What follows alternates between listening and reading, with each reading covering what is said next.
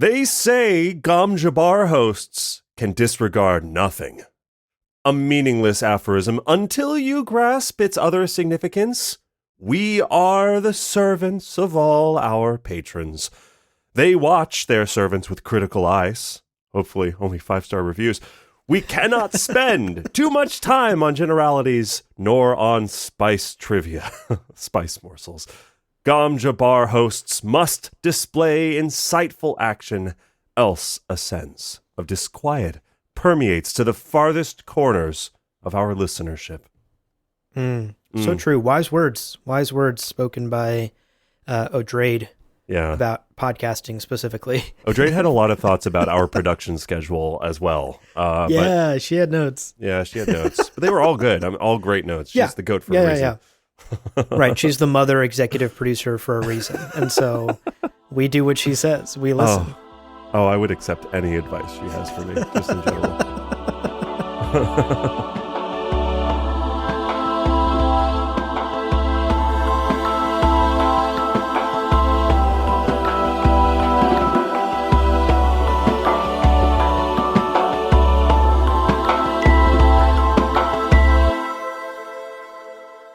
Welcome to Gom Jabbar, your guide to the iconic world of Dune.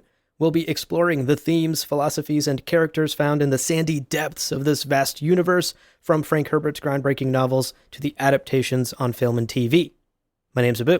My name is Leo. And Leo, we are back after coming off of a really fun mailbag episode. Thank you all so much for submitting those lovely questions. We are back today, diving into the chapters of the final book by Frank Herbert in the Dune saga. Yeah, Dune Chapterhouse. What a fucking ride this book is. Today's chapters in particular, really dense. A lot to talk about. Can't wait. Before we get too far into it, let's take care of our housekeeping. Shout out Mapes, or some Gola of Shout out Mapes, is looking at us expectantly from the corner. So, starting off, spoiler warning. Hey, no spoilers. If you are caught up with our book club, you are safe to listen today. You are indeed. And of course, up top, a huge shout out to our Kwisatz Haderach level patrons, Daniel Dion, Seth Redden, Greer, Brad Hutchins, Kevin Mahanram, and Roger Young. Oh, hell yeah. Oh, gets the blood boiling every time. Folks, if I could come up with a tune and whistle your names as I strolled down the halls of my no ship, I would. I'd be doing it all the time. Kwisatz Haderach's sperm tells no secrets or whatever. Oh my God. What a line. What a line. What a line. New merch coming soon. Yeah. Good Lord. Of course, our thank you extends to all of our patrons, no matter how often you whistle, walking around your your confinement at every level, who makes this show possible. I mean, it's your support that makes what we do possible. That's right. And of course, a reminder that if you don't have the means to become a monthly Patreon supporter at the moment, that's A-okay, we get it. Subscription fatigue, it's a real thing. Check out the Buy Me a Coffee link in the description below. That's where you can send us a one-time tip to say thank you and show your appreciation. Indeed. All right. So you all know the game plan for today's episode. This is a book club episode after all. So we are going to start off with a summary of today's chapters. And then we have a takeaway for you. And then finally, we're going to wrap up with some yummy, yummy spice morsels. But before we do that, let's take a quick break. Don't go anywhere, dear listener. When we are back, we are talking about chapter 16. Welcome back, folks. Let's begin, as always, with our chapter summaries today, beginning with chapter 16. Yeah. So, in our first chapter today, we join our boy Scytale, the last master of masters in the universe, and he's a whistling, he's a walking through this no ship, and he's reflecting, as he's whistling and a walking, he's reflecting on a recent exchange that he had with O'Drade, and as always, these exchanges are full of plans within plans, manipulation within manipulation. Yeah, always. Now, part of why he's whistling, we're told, is because he wants to get all of the folks watching him used to the habit. Oh, there he goes again. Scytale. He's a whistling Always again. whistling. This is so normal. Dude loves whistling. It's his favorite Dude loves to thing. whistle. Nothing suspicious about it. Nothing suspicious about it. But of course, we, the reader, know that there is everything suspicious about it. Always. Because his plan is to somehow, some way, make contact with Duncan, Idaho, and utilize that secret whistling language that we know the Tleilaxu have to control their Golas. We saw this all the way back in Dune Messiah in Book 2. There is no goddamn world in which the Bene Gesserit don't already know about this. Literally, it's been thousands of years. There's no way. You're telling me not a single Gola has ever been like on the Bene Gesserit side going, hey, they like whistle and shit to like communicate with us. Yeah. Not This one. is ludicrous. Not a single one. The fact that he's like, they've got no fucking dude's out of his league. It's so funny to me. It's so funny. Yeah, I love sort of the humorous irony of just the confidence and arrogance dripping out of Scytale here when he is like on the back foot. He is losing. The only thing he has against the Sisterhood right now, and frankly, the only reason this motherfucker is still alive, is because he has knowledge about the axolotl tanks that the Sisterhood wants. Right. Spice production. That's the only chip he has it. in his pocket. Yeah. And he's out here thinking like, I'm going to beat these guys. I'm going to win this whole poker game. I got one chip left. It's crazy. It's actually so really funny. Yeah. I genuinely laughed out loud a couple of times throughout this chapter, including at this moment. We need to talk about this moment. Oh my God. Yeah. So through Scytale's thoughts as he's musing and whistling, honestly, I didn't consent to this, but we are told that, quote, Tleilaxu sperm does not talk, end quote. Yeah. That's Scytale thinking about how the Sisterhood can't just breed Tleilaxu in order to learn all of their secrets. Right. Because Tleilaxu can't tap into other memory, their genetic memory. Yeah, or they have like some sort of genetic modification, like permanent shear or like something like that. Some sort of blocker. Yeah. Right. And it's like, cool, gross, nice, cool, thanks. Right. I didn't want you to tell me that, Scytale, but now I know. And now I can't stop thinking about Tleilaxu sperm talking. Meanwhile, do you think Tleilaxu sperm does not talk? It would be a good like hat, like merchandise. No. Sweet. I appreciate the honest feedback. Save us both some time. That's great. Your ideas are usually, you're always hitting home runs, but this one I'm going to have to say, maybe we can workship it. Next time, listeners. All right. Okay, let's continue with this chapter summary and actually talk briefly about this meeting that Scytale and O'Drade did have. Mm-hmm. She was on her way to see Marbella, as she typically is, and on the way she, popped into Scytale's room and talked to him. And as always, this whole conversation was like a game of 5D chess.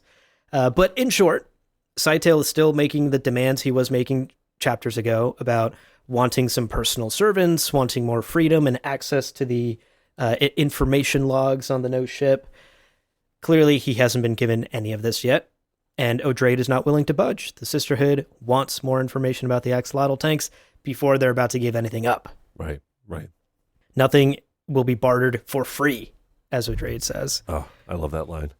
She's like, you're talking to me about economics and you want shit for free? All right.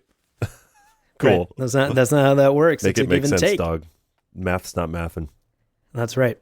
Now, a couple of key moments to call out from this conversation with O'Drade. At one point, she tells Scytale that she intends to, quote, make the honored matres aware of their mortality, end quote, because when put in that position, they will, quote, truly listen, end quote. Yeah, interesting. Okay, we're getting a couple more breadcrumbs into whatever O'Drade's plan is in this book, right? We know she's cooking something up in the kitchen, and this is just another breadcrumb trail. What could she mean by that?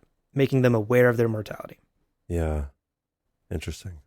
And overall, I think the vibe of this meeting, it's worth just once again calling out how we're getting almost these mirror chapters throughout this book. We're getting O'Drade talking to Marbella, O'Drade talking to Scytale in similar ways to how, for example, Dama is speaking to Lucilla, or how Dama is having meetings with Rebecca, right? We're seeing two sides of an interrelated coin and mirror images of the Bene Gesserit and the Honored Madres. This book deliberately, both in its writing and its story structure, in its themes, is exploring the similarities and differences between these two groups. Yeah. Like, I mean, really, between here, Lucilla, here's your meal, here's some spice, here's some wine, and you know what? I'm going to toss in a little favor for you. Here's a pillow.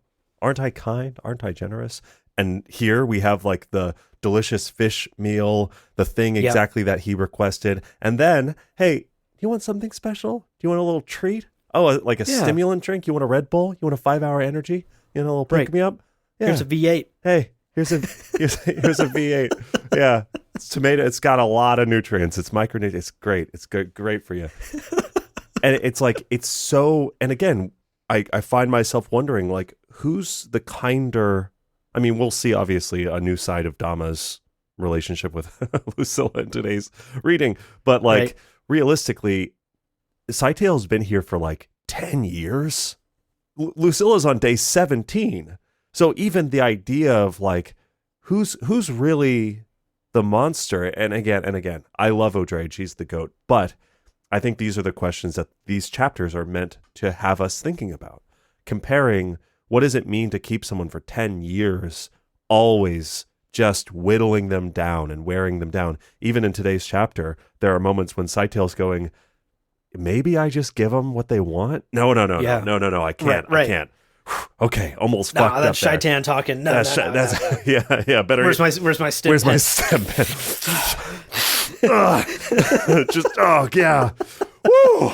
Almost gave up there for a second. You know, like that's 10 years of confinement and containment. Right. So it's like, I love that you pointed out the timeline of these captivities, though, because recall how a couple of takeaways ago we talked about how the Bene Gesserit almost think in plans that are too long. Like they're like, here's my 67 step plan to achieve this.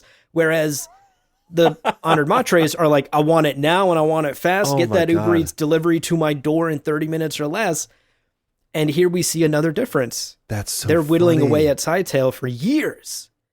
Yeah. And Dama can barely whittle away at Lucilla for 17 days before cracking and just killing her. You know, we get another key difference here between these two philosophies. Dude, that's of how so these funny. Groups operate. Imagine Belanda and Audrey talking, and they're like, so what we're going to do is we're going to get information out of him over the next 10 to 30 years. And it's like, can't we speed this shit up just a little bit? And it's like, no. We're going to finally know his like mother's maiden name and his birthday. We're going to crack into his Facebook account on year like 26. Yeah. And it's like, it's so imagine dating a sister of the Bene Gesserit.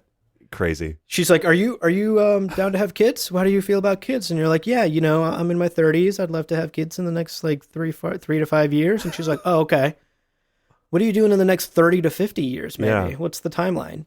Are you free the weekend of 2075? You're like, I'm not equipped for this long-term planning. That's crazy. Incredible stuff. Okay, to wrap up chapter 16, in the present day, we've been joking about it this whole time, but Scytale takes a hit of his stim pen, he settles into his chair, and he begins, this is hilarious, he begins to write the obituary for the Bene Gesserit for when he defeats them. My man is manifesting. You got to give it to him. I will say there was a great comment in our live chat today. Normal Senva wrote, that's the power of faith. He was preserved from calamity by God, who obviously has grand plans for him and protects him. Excellent shout out, Normal Senva. He has like main character syndrome to the nth degree. He's like, dog, I got plot armor for days. Nothing's touching me. I'm going to come out on top as he like takes a hit of his like THC vape. He's like, oh, yes, everything's coming up old Scytale. That's right. I got that O'Drade lady on the ropes, baby. Mm-hmm. It's so funny. I found this chapter quite hilarious. I also want to call out John Curtis in the live chat today. John writes, Scytale is whistling Lose Yourself by Eminem. And that's perfect. That's canon now. Well, that carries us into our next chapter. Chapter 17 is such a fucking doozy. This is crazy, yeah. It's so long, but it's so good. There's a lot to talk about. we are with Odrade again, and she's doing her daily inspections of Chapterhouse, but like there are some like major shifts in what's happening at any given moment in this chapter. So to cover them, first, we have the kind of first third of the chapter. Odrade is moving about Chapterhouse. She's pondering Bene Gesserit conscience and questions if the Bene Gesserit have ultimately lost touch with their humanity. After all, being human begins, as she points out, with feeling it in your guts, and the Bene Gesserit have walled themselves off from many of those types of experiences. You don't want to feel anything. Feelings, emotions, are only allowed in small doses and only when they're like productive, quote unquote, or like useful. And that's not really a human way to live. Yep. Now, she also has this moment where she asks, what am I, right? And when she asks that, then she has a secondary question of who asks that question, who even asks what am I, right? And this renders a universe where nothing is quite human. Here's the quote, all around her, clowns, wild animals, and puppets reacted to the pull of hidden strings. She sensed the strings that jerked her into movement. End quote. And I love that, right? We have the Bene Gesserit, that kind of narrow definition of what humanity is. What does it mean to be human? I also found it interesting that in the next chapter, Lucilla is very quick to mark Dama and the Honored Matre as not human. Yeah, it's all very intentional, right? She's going, Dama's not human. I've seen when we were writing up this script, I was seeing conversations on Reddit and the Jakarta website of people going, wait, so are the Honored Matre not human? I'm confused. And the response is, no, this is the Bene Gesserit headspace of what does Correct. it mean to be human? And clearly, the Honored Matre are no longer part of that. But Lucilla, who is sometimes the most fallible Bene Gesserit character we've ever ridden side saddle with, may also not recognize that she is a part of that as well, that she is also not human, because she has fallen into the dogma of the Bene Gesserit, no longer living in that kind of here and now immediacy that is part of being human. Exactly. Now, she does acknowledge, Odrade acknowledges that the Bene Gesserit would not go so far as to divert or obstruct Leto's golden path, which I liked this a lot. Really interesting. And I loved this quote, survival of humankind took precedence over survival of the sisterhood. Else our grail of human maturity is meaningless. End quote. Really powerful. Which is fascinating. I mean, of course, that works on the macro scale. You can't have Bene Gesserit aspirations if humanity goes extinct, but also on a micro scale. What does it mean to like succeed in your aims if you've abandoned your humanity? Right. Is it worth the like almost Pyrrhic victory, right? Right. Yeah. If saving humanity means losing your humanity, is it worth it? And I think as far as Odrade sees it, the answer is no. Yeah. That victory at all costs is not victory. We have to still retain our humanity, something that Odrade, clearly from these thoughts we're learning, is afraid that the Bene Gesserit have lost touch with. Right. So I also love this moment where Belanda, she runs into Belanda coming out of like one of the pneumatic tubes or whatever they use to get around Chapterhouse.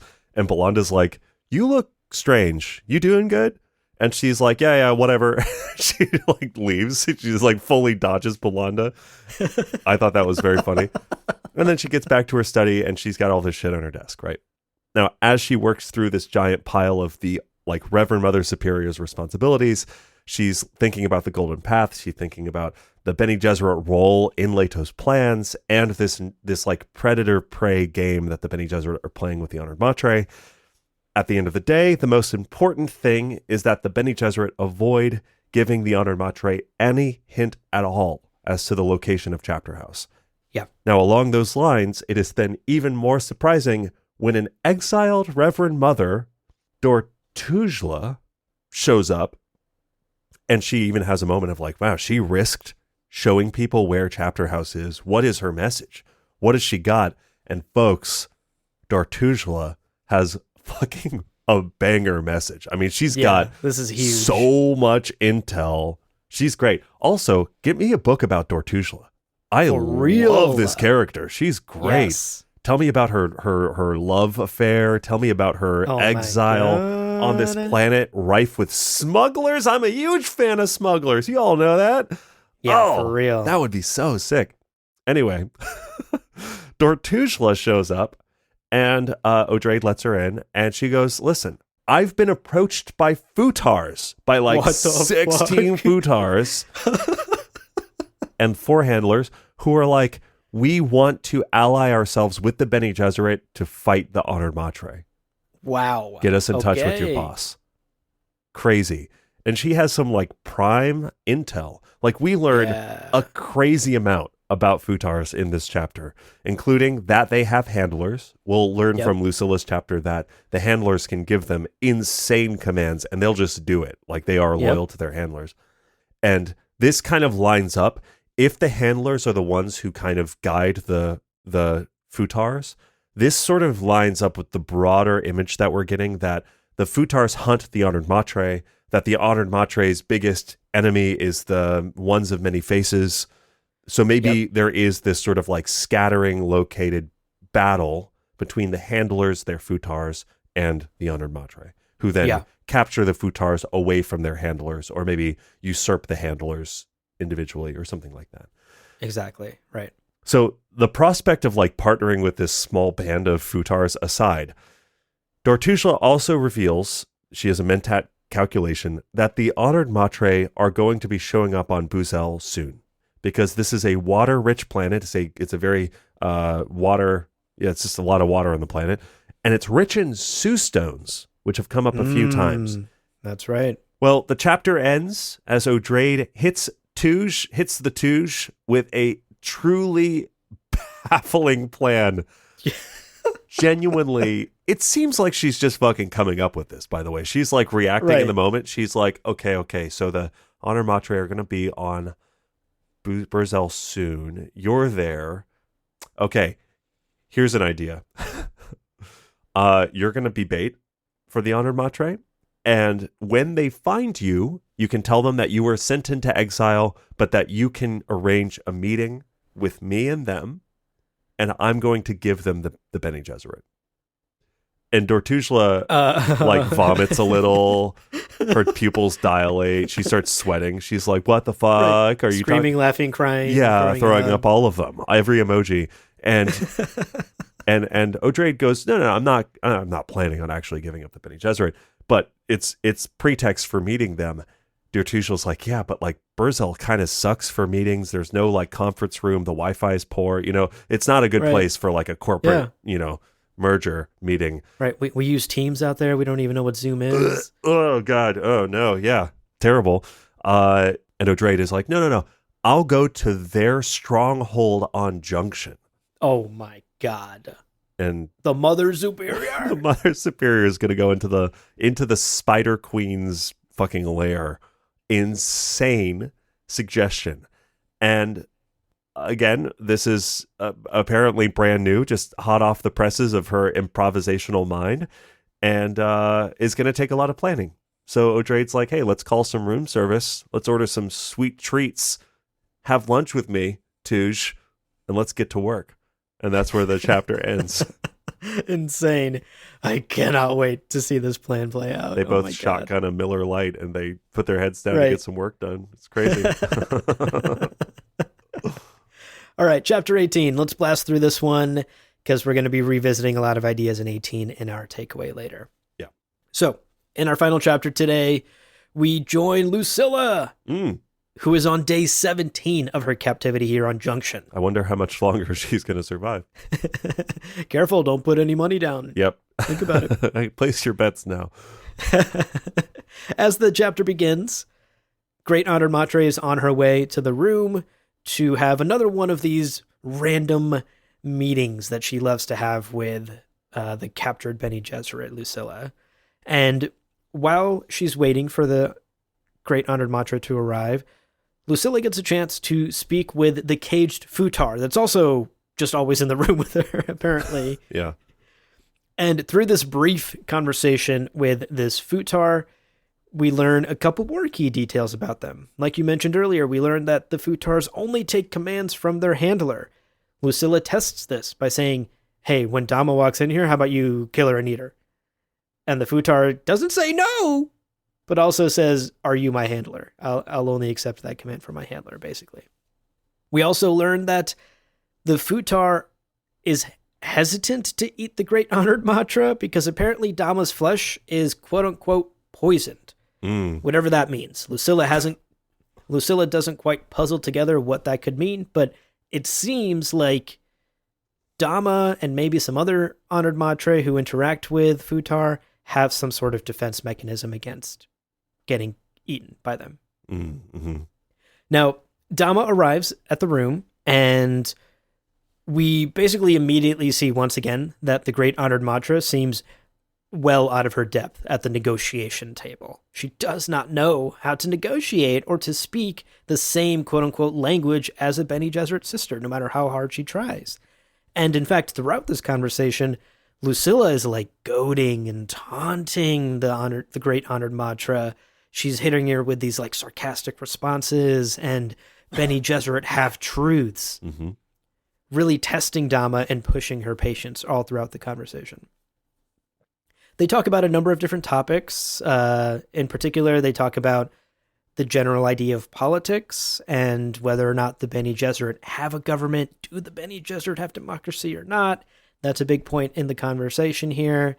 And throughout this back and forth, Lucilla is carefully analyzing Dama's reactions to certain words and phrases, and also to certain ideas that she brings up and presents, basically to gather what intel she can about the head of the Honored Matres and the larger organization as well.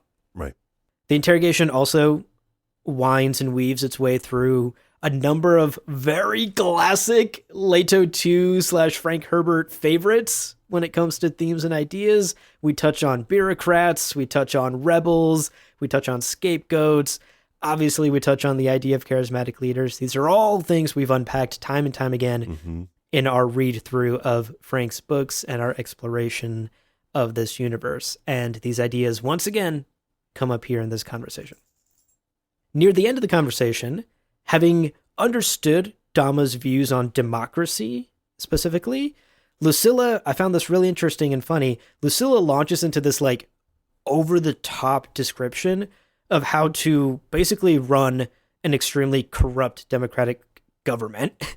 And Dama is like, yeah, that's a great idea. Let's do that. Hell yeah. Here's a bit of what Lucilla says. Quote, "The technique is quite subtle, but easy. You create a system where most people are dissatisfied vaguely or deeply." End quote. Insane. And also, yeah. I mean, God, okay. Don't want to get too political, but man, I've heard some conversations recently about like, how do you keep people from like really like organizing and opposing tyrannical rule? And it's like, keep them hungry, keep them infighting, keep them divided, keep them, keep their attention and focus on something other than who's really the one with their boot on your neck, Yeah. Because give them scapegoats. Give them as Lucilla scapegoats. says. Yeah. Oh. And Dama is like, yeah, plus one to that idea. I love it. Let's do it. Yeah, we do that.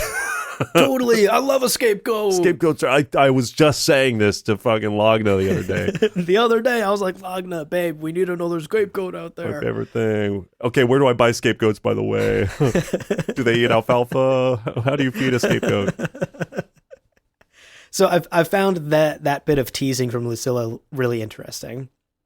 But the teasing does go too far, because at the end of the chapter, Lucilla realizes that she has made a fatal mistake in pushing the Great Honored Matra, who she has just been calling Dama this whole time, by the way. It's so funny because I picked this up on like during Scytale's chapter, because Odrade is like, Master Scytale, and he's like, yes, and she's like, Scytale, and he's like, oh, she didn't call me Master that time. Yeah. Like, the names they call people, it's all very, very intentional. So the number of times that Lucilla is like, Dama, she's like, don't fucking call me Dama.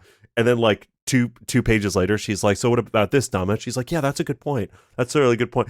Completely oblivious to the fact that she was just called Dama. Like, I mean, she does at the end call it out that she's like, you called me Dama, and like, fuck you. But still, very interesting to see the kind of intentionality around what's the language we're using to address you. Yeah. But like you said, at the end, she calls it out. She's like, all right, Lucilla, babe, you've been calling me Dama this whole time. It's great honored mod trait to you, but it doesn't matter because I've had enough with this fucking conversation and I've had enough of you. Yeah.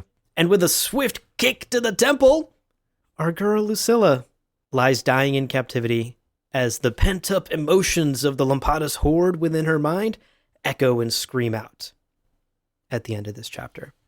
R.I.P. to a real one.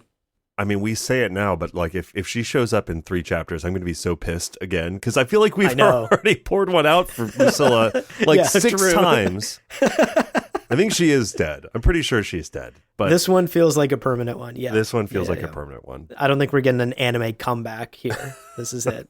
Yeah. Well, those were our chapters. Oh my God. So we're going to take a quick break. So don't go anywhere. But when we're back, we're going to talk about laws in the future, an idea taken from this very chapter. Welcome back, folks. Let's get into our takeaway for today, and let's stay within chapter 18, because we're going to be talking about a topic that Lucilla and Dama touch on all throughout their conversation. So most of chapter 18, frankly, reads like a classroom lecture with Professor Herbert on political bureaucracy, but I, for one, would love to attend this class. Yeah, same. Because there are some incredibly juicy ideas here. This chapter really got my wheels spinning. And in particular, the one that you and I decided we wanted to dig deeper on in our takeaway today is the idea of laws and regulations. This is an idea that Lucilla and Dama keep returning to over and over again throughout their conversation, and we think it's worth pausing and exploring it a little bit further and picking apart what they're getting at. And to start, I think it's helpful to just begin with a thesis statement. And helpfully, Lucilla summarizes the thesis statement for Dama and us as the reader. This is the key idea here. Quote, laws enforce the future. Regulations are believed to enforce the past. End quote. Fascinating. Already so cool. Love it. Yeah. Even just reading that sentence, I immediately was thinking about like, yeah, I guess so, because you regulate the existing and then you codify law based on case by, at least the way that it works here in the US, it's like you have laws that you form based on one-off instances of new things happening, and then you're kind of anticipating what does tomorrow look like and what do we want things to look like moving forward. So I love that distinction. I think it's super interesting and yeah, me too. Definitely is worth chewing on a bit. Yeah. Now, of course, Dama insists that that's bullshit. Laws and regulations are just a thing. They're inevitable. Every human society from the dawn of time has come together to form laws and regulations to run their societies. She hand waves this away. She says this is a thing that has always been and always will be. But Lucilla disagrees. Mm-hmm. She sees both laws and regulations as creating political stagnation. She sees them as these restrictive tools that fail to understand the realities of human existence and the necessity for adaptability and change. For example, Lucilla explains that laws, quote, convey the myth of enforced change. A bright new future will come because of this law or that one. Yeah. End quote. Yeah.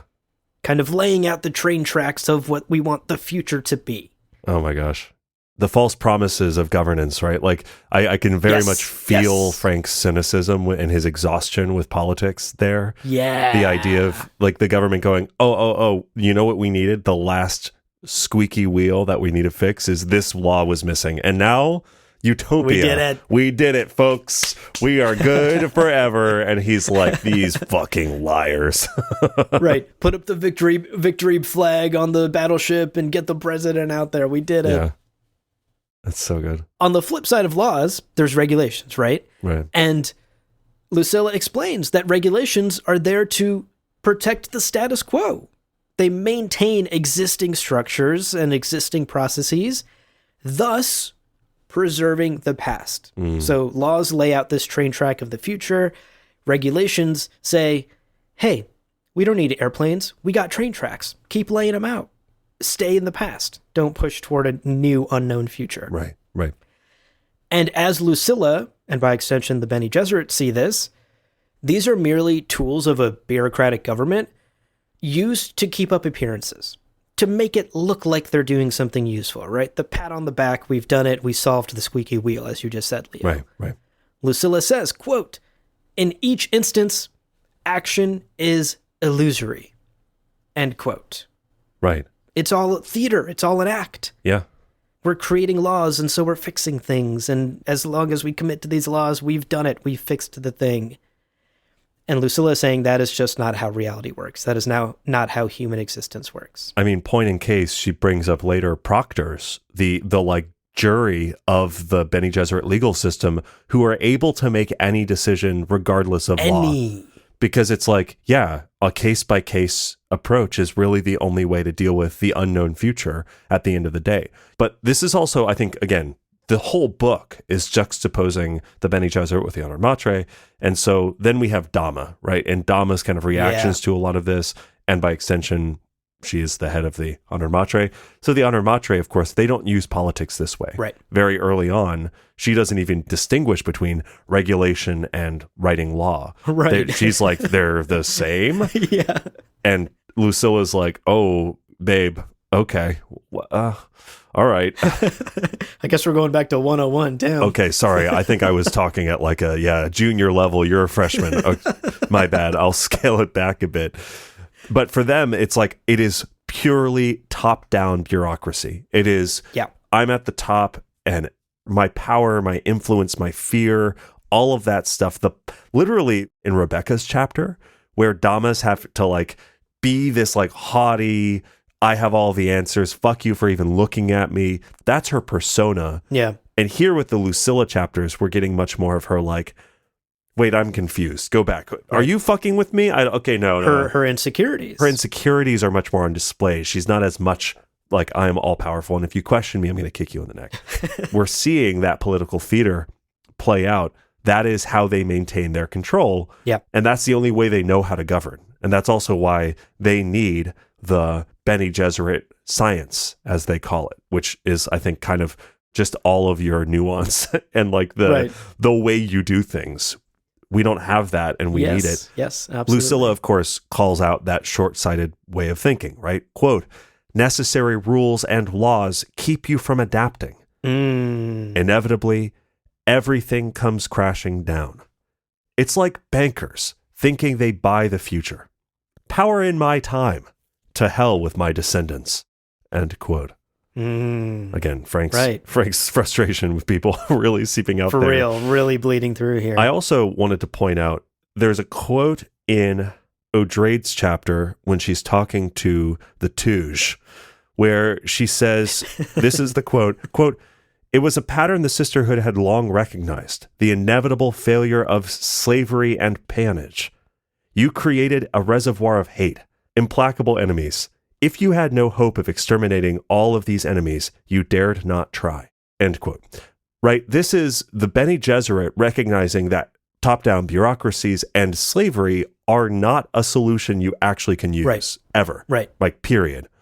Meanwhile, the fucking Honor Matre have like amphibian slaves and futar slaves and handler slaves, and they're all kind of slaves to whoever's on top. Like, they're like slavery upon slavery upon slavery. They've got so much slavery, and the Bene Gesserit are like, that is a failure. It's not going to succeed. Right. And Lucilla explains this in this chapter, right? She says, through consolidating power in that way, you will inevitably result in backlash and rebellion. Like, that's just that's math.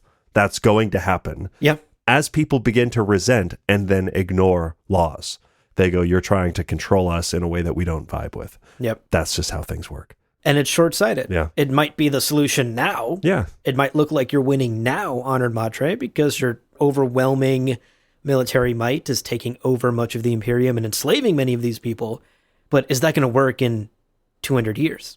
What's the plan in 300 years? Are you just going to keep enslaving people militarily forever?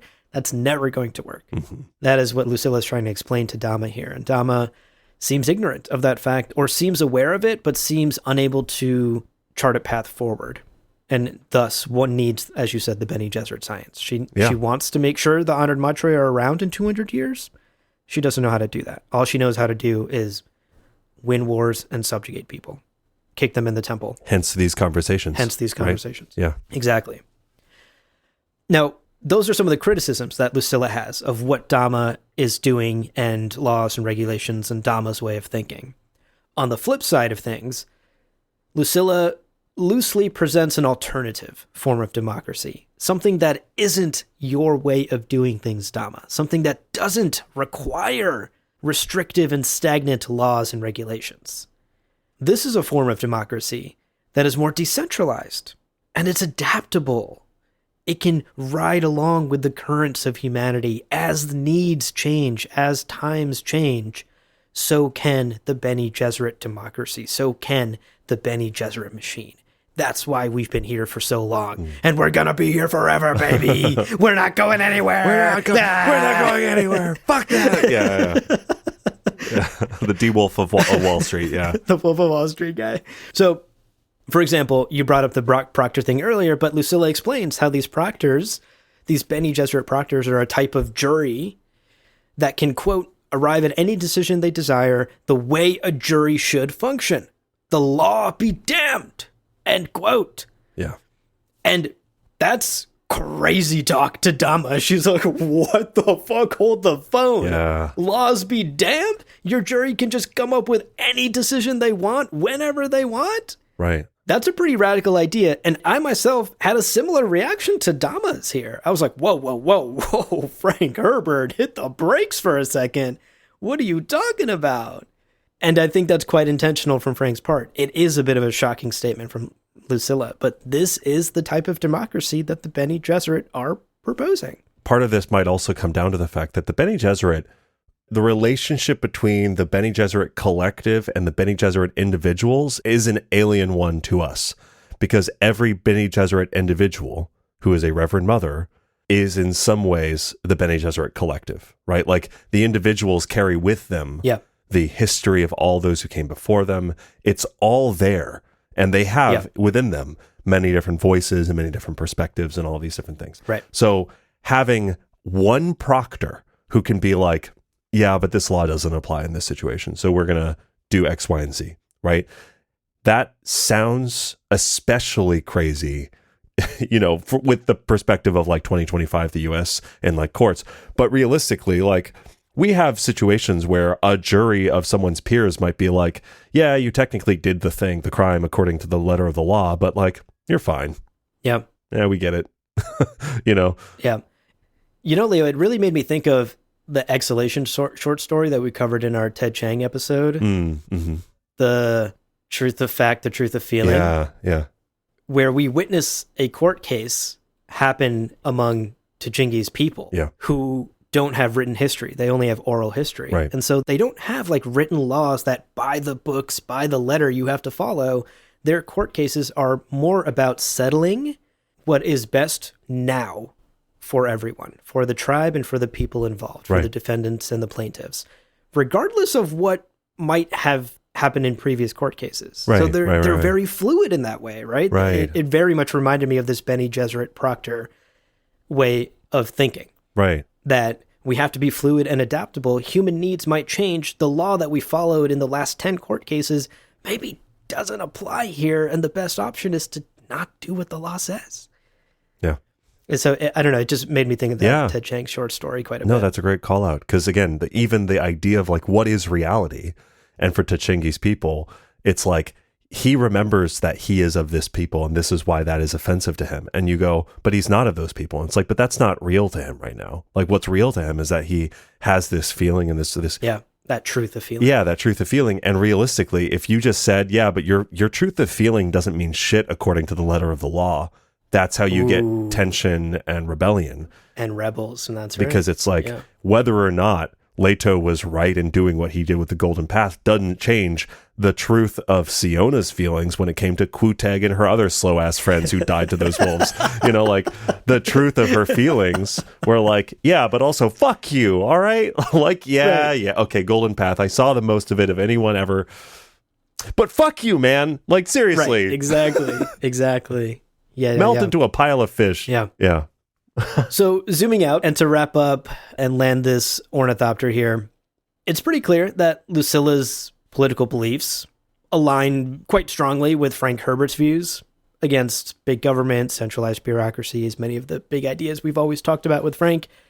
And here through Lucilla in this chapter, Frank is essentially arguing that genuine governance requires flexibility and imagination and the ability to respond to present needs, as we're talking about, that Djingi story, the Bene Gesserit Proctors.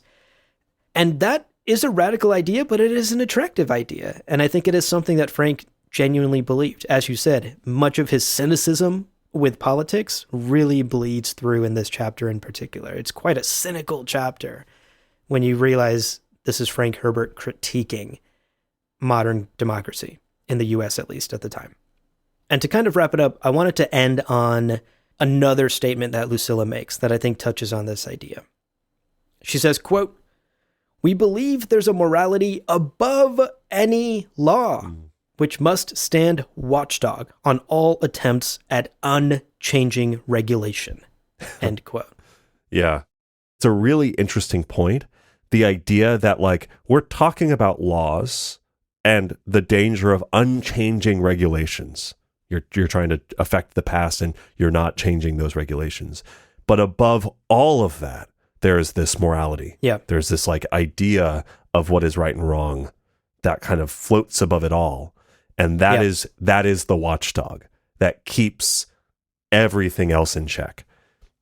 And that's an interesting concept. It's an interesting concept. It's also kind of an acknowledgement that the best intended regulations and laws may have missed the mark. And that's where you have to adjust and fix based on what? Well, morality, right? Like pro-social behavior, or what God says is right, or wherever you denote your moral compass. Right. So to put a bow on things, I'm actually curious. What do we think of this idea that Frank/Lucilla is putting forth here to Dama? Sure. These ideas about laws and regulations. Do you agree, Leo? And is the alternative form of democracy that Lucilla posits, do you see that as plausible and necessary? Well, okay. As I mentioned, I love that juxtaposition of like future versus past and the sort of like government's attempts at handling both. And kind of these are the tools that they have, laws versus regulations, and like what are the guide rails we want to lay for tomorrow. That's an interesting way to think about the law. Like that's just interesting, and I never once thought about it in those terms. Yeah. And I enjoy how Lucilla's warnings about laws, considering the idea that they are now, we could call them an attempt to regulate what the future looks like, or an attempt to like shape the future. Her warnings about those laws run parallel to the sorts of warnings you would give to someone like Paul or Leto, who is attempting to shape the future. Right. I think that's really interesting. And I had not put that really together. You need to be wary of these pitfalls, grasping too tightly, that sort of thing. Yeah. Now, along those lines, the idea of like smaller, more agile communities of kind of governing and governed sounds a little bit like Frank's proposal of the Golden Path, or like the idea of like what he sees as kind of a long-term successful strategy. Mm-hmm. Along the lines of Odrade's thoughts in our second chapter today, quote, she's speaking to Leto too, kind of abstractly, quote, "You knew the human universe could never be more than communities and weak glue binding us when we scattered. A common birth tradition so far away in our past that pictures of it carried by descendants are mostly distorted." End quote. Yeah. The idea that like, what does the future look like post-scattering? Like, what did Leto envision for humanity? Well, communities. Small, not one centralized tyrant governing over everything, but fractured. That is what the future of humanity looks like. This also lines up, I think, a little bit with, we're fresh on the heels of this interviews with Frank, episode where we talked about techno-peasantry. Yeah. The idea of him returning to these like smaller communities doesn't really work at scale, but works for like smaller, artist collectives or your author retreat in the fucking Himalayas or whatever. Yeah, communes. I think technology includes the idea of government and laws, and the idea then of saying, should we instinctively reach for government and laws as a solution to every problem? No, definitely not. No. And sometimes techno-peasantry, we should be more intentional about how we utilize technology after you've had a wet night in the in the rain and you've eaten like a shitty breakfast. Are you going to reach for legalities or are you going to reach for a space heater? Like what are we carrying with us into tomorrow? Yeah. So I don't know. All of this is kind of rambly, but I think the Bene Gesserit have figured out something that works well enough for many of their goals. But as they look toward the future of humanity, they're having to change in a way fundamentally that they're not comfortable with. So no matter how high of a horse Lucilla's on, she doesn't have all the answers. They haven't figured out that silver bullet yet. And generally, as we've talked about, I love your point about Scytale's been in interrogations for 10 years. They're at such a fucking slow snail's pace. Everything they do, They have too much regulation. Again, from O'Drade's chapter, quote, Reverend Mothers were supposed to dig into other memory this way only with Chapterhouse permission and then only with guidance and support from companion sisters. End quote.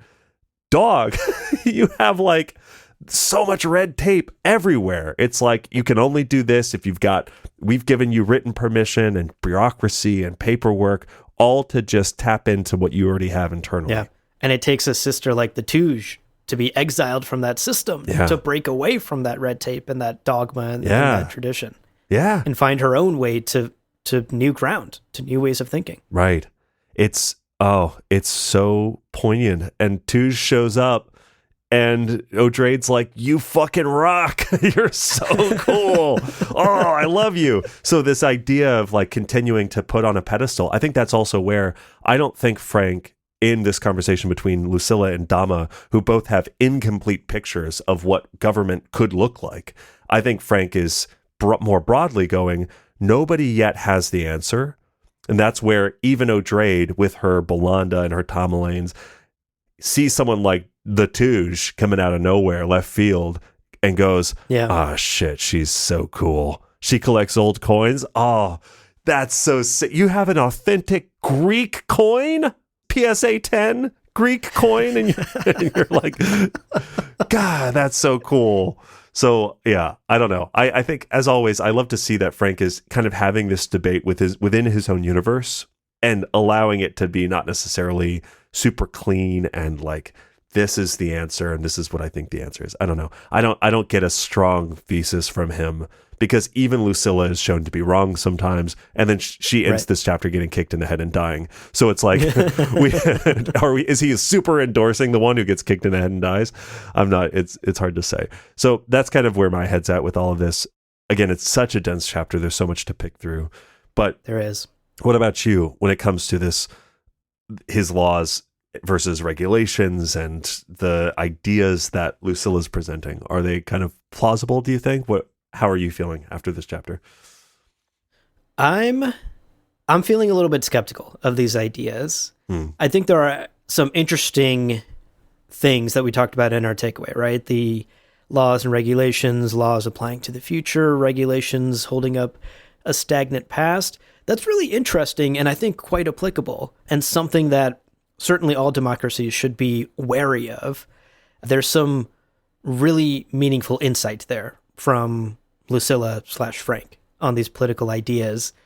But I don't know that I completely buy the very hazy, I'll admit, picture that Lucilla has painted of a new type of democracy. A democracy where laws be damned, right? We can do what we need to because it'll feel right, that truth of feeling. I'm a bit skeptical, and the thing that kind of raises the red flag for me is the morality line that Lucilla says. We believe in a morality above the laws. And for me, the natural response to that then is, whose morality? Because that assumes a certain level of homogeneity, that the group that's being governed under this new type of democracy all follows or has agreed upon a generally similar morality. What do you do with disagreements when it comes to that morality? What do you do with different types of tradition or religion? I don't think this type of democracy presented here from Lucilla applies to very diverse, heterogeneous communities. Like, maybe this is too square and boring of me, but I do think as long as laws are flexible and are written in a way to be interpretive, which many laws are, obviously, that is where many disagreements in the court of law come from, is how to interpret a certain language in a written law. Yeah. I think interpretation is valid, but I do think some sort of written codified law is necessary to basically fight against like base human instinct. Like, the ideas presented here from Frank and Lucilla feel a bit too idealistic to me and seem to lack, again, the scale that we talked about in our interviews with Frank episode about techno-peasantry. It seems to not take into consideration just the realities of like human shortcomings at scale, human differences at scale. I'm just a little bit hung up on the like, whose morality are we then agreeing to? Yeah. So something that I almost jotted down here, but like in the book Sapiens, it talks about how we as a species went from being able to get along with like 150 or so of us to having cities of millions. And part of that is the collective myth. Right. The collective myth of something like morality. Because morality doesn't fucking exist. There's no such thing as morality. Mm-hmm. So how do you choose to define it? And everyone does define it because that's the world we live in. Everyone has a kind of an idea of what morality is. And maybe that morality is given by your Abrahamic God. Maybe it's given by the culture and the laws of your country that you were raised in. Yeah. But I think what the Bene Gesserit have attempted to do is they've established an idea of Bene Gesserit purpose, which is we aim to mature humanity, and that is our morality. I think what they would have done as an order, and we don't get this explicitly anywhere, but from like Teg's thoughts in Heretics, where he goes, say what you will about the Bene Gesserit, but they do display a consistency of purpose or something. Right. Yeah, Teg said that, I think. And I think that would be how you deal with what is good for humanity and what is good for the sisterhood. And a sisterhood above all is the sort of like moral declaration and thesis, I think, for the Bene Gesserit. Right. Maybe that's what their unifying morality is sisterhood above all. But even O'Drade questions that in this book, where she's going, but what is the point if we've lost our humanity along this pursuit of that abstract morality? Like, what is the point? Why are we here? What are we doing? Yeah. So I don't know. I hear you, and I think you're right. You're absolutely right that like at the scale of diversity, when we're talking about thousands, millions, billions, trillions of people, the idea of morality is so squishy. And I don't think that we on Earth today have anything that can really unify people. Because even in conversations about like the Middle East, people will say, yeah, but like children shouldn't be starving in Gaza. And 40% of Americans saying, are like, well, like, maybe the child's a terrorist. And it's like, what the fuck are you talking about? Right. Those two moralities, quote unquote, exist like within the same governmental system of the United States. So, yeah, I guess, I think there is validity to Frank's ideas. I'm not saying like everything Lucilla said in this chapter is bullshit. Sure, I actually really, really think it's important, but I just don't buy Frank's proposition that decentralized small communities is the way forward, especially because it doesn't feel like that happens unless those communities are really divided among like racial lines and cultural lines and ethnic lines, because you have to have some level of homogeneity for this vision that Frank proposes to like exist. And we just don't live in societies like that. We live in cities and countries and states with millions and billions of diverse thought. And you need some sort of centralized law upon which to then debate from, I guess is what I'm arguing. Yeah, I mean, I think it is worth acknowledging that this is still 30,000 years in the future. And we are, in the span of 30,000 years, we are still a very young global species. Yeah. So you're right that today we don't really have that many great examples of that. That is, again, the Sapiens book argues adamantly, like that is the function of religion, saying like Jesus motivates people to work together even if their skin is a different color or they're from different backgrounds or whatever. Right. Now, again, this is a byproduct of like violent colonialism, but nevertheless, today, I think we are getting to, we now have in the last few hundred years, we have examples of people who don't look at all alike, who have no culture in common, who do have something that motivates them to work together or collaborate. And I think in 10,000 years, 30,000 years, who knows? Especially once we leave the planet. Like once we leave Earth, what does humanity look like at that point? Yeah. I really like the Dune Encyclopedia's points about like what happens to earthly religions once we leave the planet. Yeah. I think I could see a world in which some of this stuff is very practical and realistic if we are so far removed from the old Terra, the lines that divide us today. But it's also true that today it's hard to imagine any of this working. Yeah. Yeah, it's tough to see the end state. I think Norma Senva said this in the chat as well somewhere. Norma said, in the way that aspects of a libertarian society are appealing, so is Frank's idealized society, but for me, I can't see the path from here to there. The change would have to be slow. Yeah. And maybe 30,000 years is how slow that change needs to be. Yeah, it's possible. Or again, like any kind of change, sometimes it's punctuated by some huge thing, right? Ozymandias in The Watchmen decides to unite humanity and get rid of global borders by introducing an alien that wipes out millions. Yeah. And he says, hey, this is how we unite humanity. We say Dr. Manhattan is the villain now. Right. And Dr. Manhattan's like, fuck, he's really good. Yeah. I guess I lose. but even that, did you watch the TV show? Because then the TV show complicates that in some interesting ways. I did watch the TV show, but I don't remember it as well as I remember the comic, which I read a couple of times. Yeah. No, your point definitely stands. But I think the TV show is actually really excellent because it goes in and asks, okay, but did that work? Yeah. Was Ozymandias right? Right. And I think it complicates that question of did this unite humanity or not in some really interesting ways. Highly recommend the TV show. Yeah. Well, okay. Big ideas. Yeah, big ideas. Dune. Dune, baby. Dune, baby. Yeah, what are we originally here to talk about? Dune? Shit. Yeah, Dune, I think. I don't know. Ted Chiang. Fuck it, let's just talk anime. Let's just talk anime, dude. That final season of My Hero is fucking fire, crazy. dude. The animation's unbelievable. Holy shit. I've been watching people's reactions to watching the episodes I've already watched. Yeah. Just I'm literally like crying every episode, like either because the animation and music is so beautiful or because just the emotions are so heightened. Oh my God. I am waiting for my wife to watch them so that we can talk about them. Anyway, oh my God. Just text me in the meantime. I'll be your wife. Oh, so good. Okay, we are going to talk now about our spice morsels.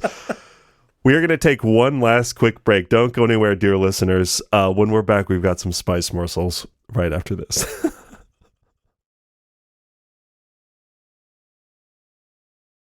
Welcome back, folks. Let's pile up our plates with a couple of delicious, yummy, nutritious spice morsels to wrap up today's episode. To begin with, let's talk about lemming behavior.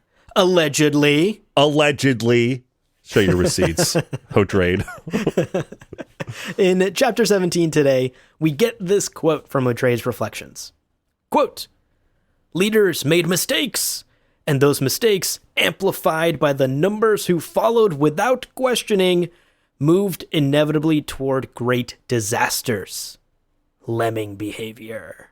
End quote. Mm-hmm. And, dear listener, you might already know this, but while it's true that lemmings will migrate en masse when population in one area becomes too dense and resources become too competitive, the idea that they do so unquestioningly, that they just follow each other unquestioningly into disasters, seems to actually be referencing a widespread myth that lemmings will throw themselves off a cliff if other lemmings are doing it. We here at Gamjabar are tired of this widespread lemming slander. Yeah. Lemmings. The slander ends today. It ends today. Justice for lemmings. Justice for those little fellas. They're not just a bunch of cliff-hopping dummies. They're doing their best. They're out here. They're out here doing their best. Lemmings. Okay, so here's where this myth comes from, okay? Yeah. We're going to correct this once and for all. So in case you didn't know, the myth that lemmings will follow each other off a cliff into disaster, to death, whatever, is actually tied, of course it's fucking tied to Disney, is tied to a Disney documentary from 1958 called White Wilderness. Mm-hmm. And in this film, the narrator explains that lemmings will follow each other into big bodies of water en masse without thinking, unquestioningly. Right. And if the water is too wide, they will drown. Sure. And of course, this voiceover is running over top of footage of lemmings leaping off of a cliff into the ocean. Into the Arctic Ocean. And it's like, okay, subtle. Yeah, subtle. Nice and subtle. Here's the thing, though. And here's where justice will finally be served. This is bullshit. This is a fabricated scene. Bullshit, yeah. In 1982, a lesser-known documentary called Cruel Camera about animal cruelty in the film industry revealed that the filmmakers of that Disney documentary had basically just thrown a bunch of lemmings off a cliff to capture this footage. Quote, "The crew members constructed spinning turntables covered in snow to jostle lemmings and send them tumbling, and then proceeded to throw them off the cliff.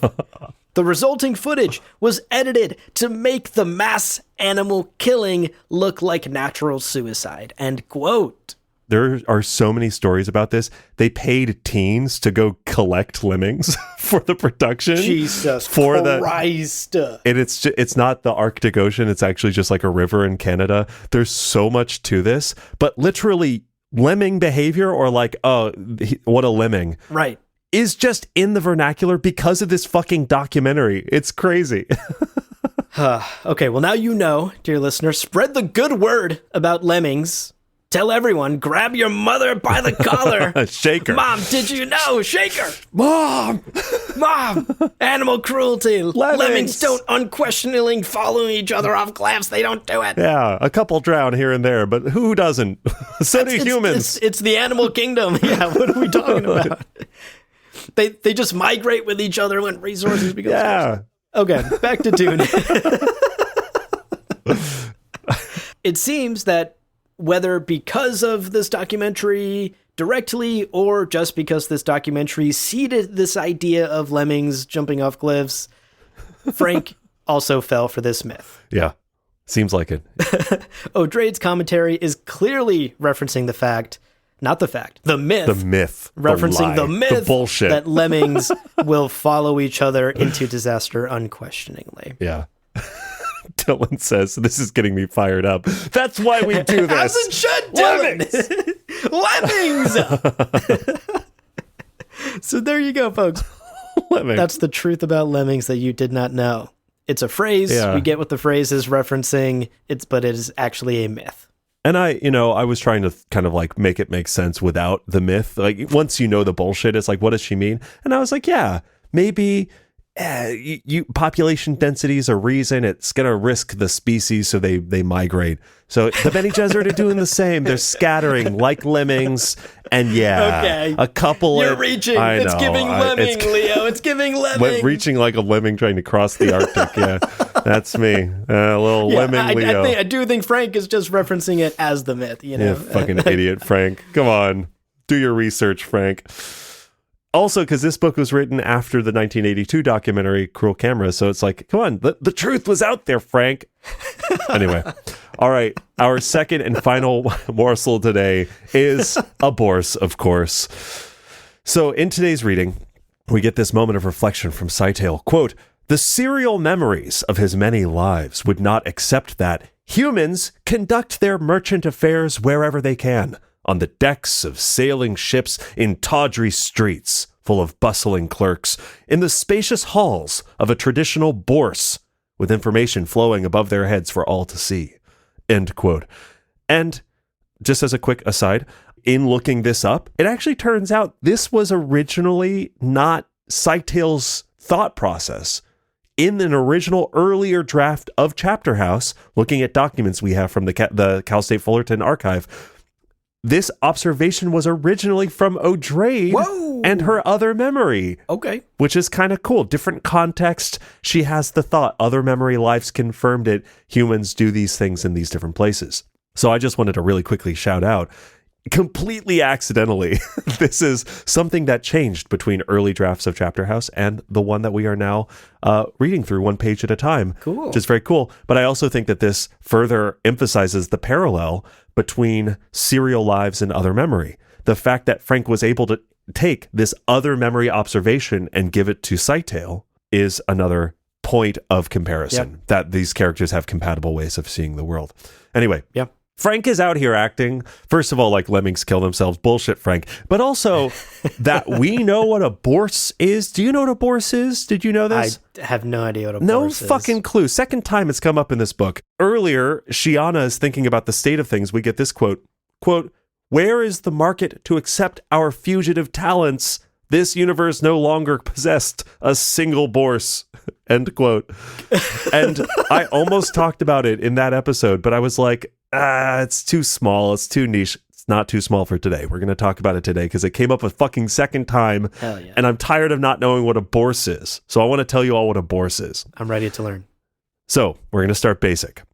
Bourse or bourse is a French word translating to stock exchange, and when used in English is defined as, quote, a European stock exchange, end quote. Okay, so same meaning, but of course in English, you're denoting one that's happening over in Europe. Yeah. Now, Investopedia gives a little bit more of a robust definition, quote, a marketplace primarily in Europe for trading securities, commodities, and other financial instruments historically linked to the 13th century trading practices in Belgium, end quote.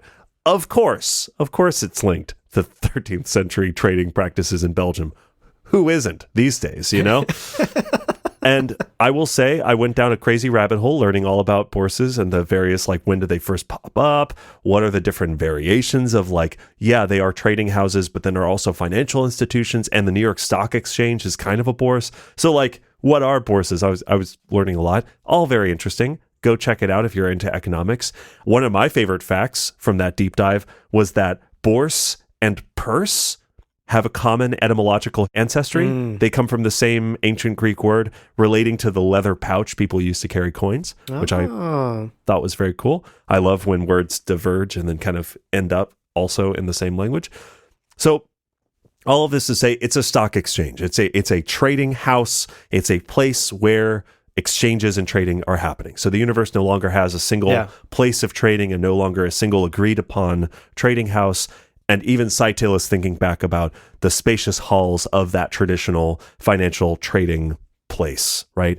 So when Scytale is thinking about this, it seems likely he's picturing something like the New York City Stock Exchange, right? People, clerks, busy holding up tickets they're trying to buy and sell stocks, and above them all, right, information flowing above their heads for all to see are the, like, stock tickers and what's the NASDAQ at today and that sort of thing, right? All of this stuff has been around for about 150 years here in New York. So that is very likely what Scytale is referring to there.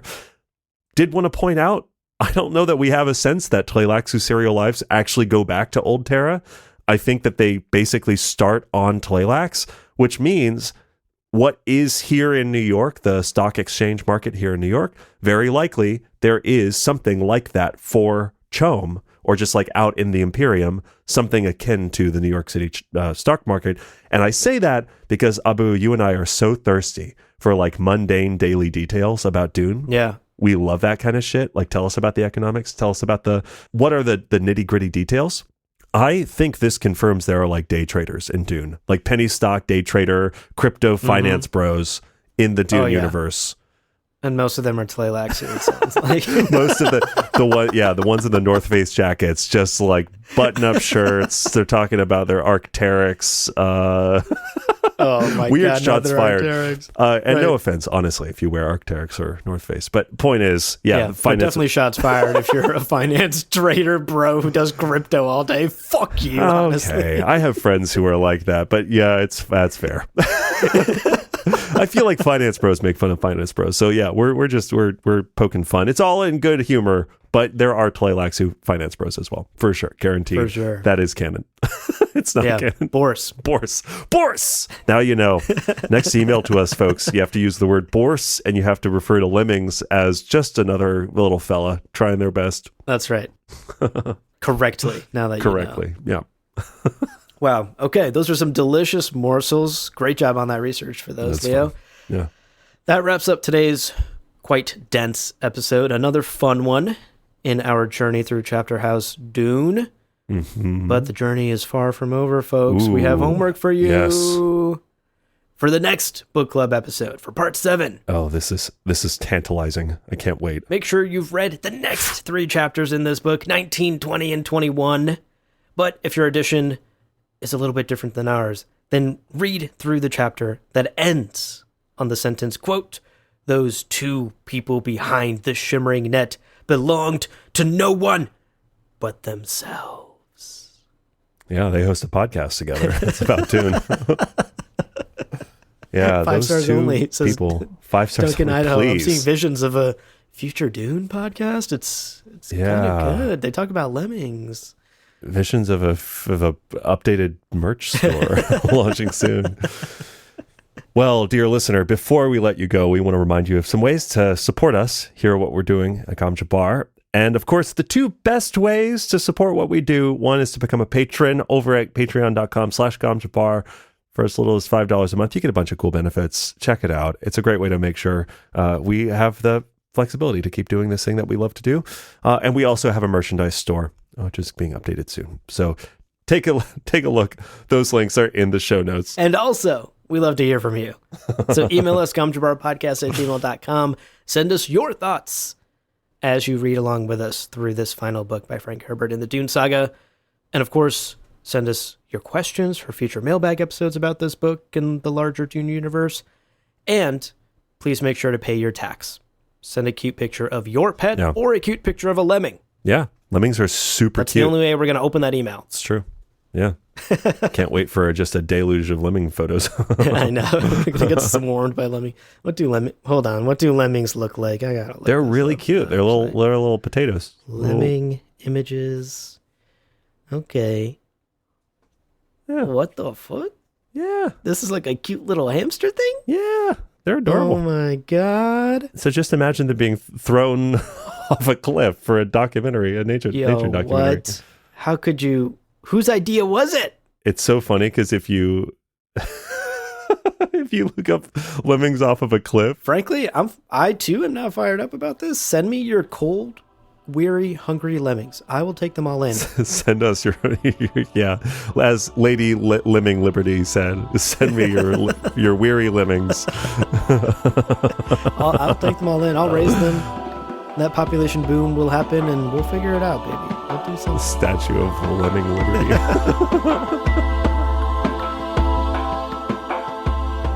Well, friends, there is no real ending. It's just the place where you stop the recording. But this podcast is always one step beyond logic. So help spread the word of Muad'Dib and leave us a review on Apple Podcasts and Spotify. And be sure to check out the other shows on the Lore Party Podcast Network on loreparty.com.